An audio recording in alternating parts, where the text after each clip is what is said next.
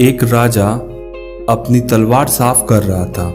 तभी अचानक उसकी उंगली कट गई तो पास खड़े मंत्री अचानक बोल उठे, राजा साहब चिंता ना करें, जो होता है अच्छे के लिए होता है। यह सुनते ही राजा को गुस्सा आ जाता है। राजा उस मंत्री को कारागृह में बंद करने का आदेश दे देता है और बोलता है उसको फांसी पर चढ़ा दिया जाए। यह सुनकर मंत्री घबरा गया। उसने राजा से निवेदन किया, महाराज, मैंने आपके यहाँ इतने वर्ष तक काम किया है, क्या आप मेरे अंतिम इच्छा पूरी नहीं करेंगे? राजा बोला, ठीक है, बताओ क्या है तुम्हारी अंतिम इच्छा? कृपया मुझे 10 दिन का समय दीजिए, उसके बाद आप मुझे जो चाहें वो सजा दे सकते हैं।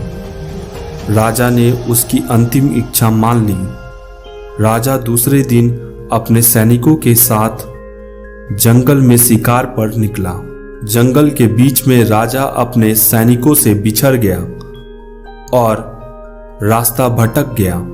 रास्ता ढूंढते हुए राजा वनवासियों के बीच पहुंच गया, जो बलि देने के लिए किसी को ढूंढ रहे थे।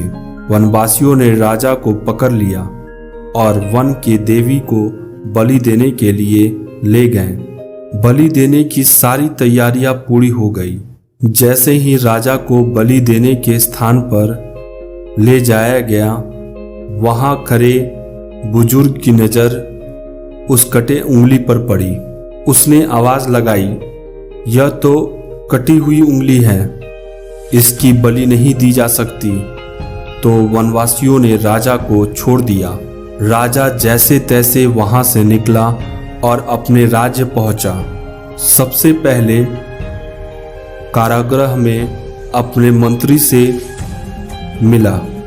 राजा ने मंत्री से कहा, आपने सही कहा था, अगर मेरी उंगली नहीं कटी होती तो मैं जिंदा नहीं होता। यानी जो होता है वह अच्छे के लिए होता है। राजा ने फिर पूछा, मेरा तो फायदा हुआ, लेकिन आपका कैसे फायदा हुआ? मैंने तो आपको सजा दी।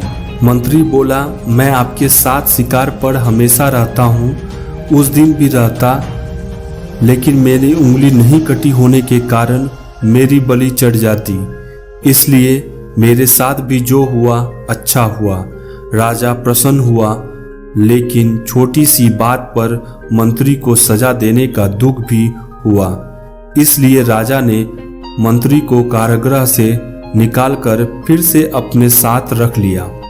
दोस्तों, अपने जीवन में भी बहुत से उतार चढ़ाव आते रहते हैं। कभी कभी कुछ चीजें मन मुताबिक नहीं होते हैं। इस कारण से कभी निराश नहीं होना चाहिए। हमेशा याद रखें, जो होता है अच्छे के लिए होता है। भले ही कुछ अच्छा हो या ना हो, लेकिन उस परिस्थिति के प्रति सकारात्मक नजरिया रखने से उसका प्रभाव भी कम हो जाता है।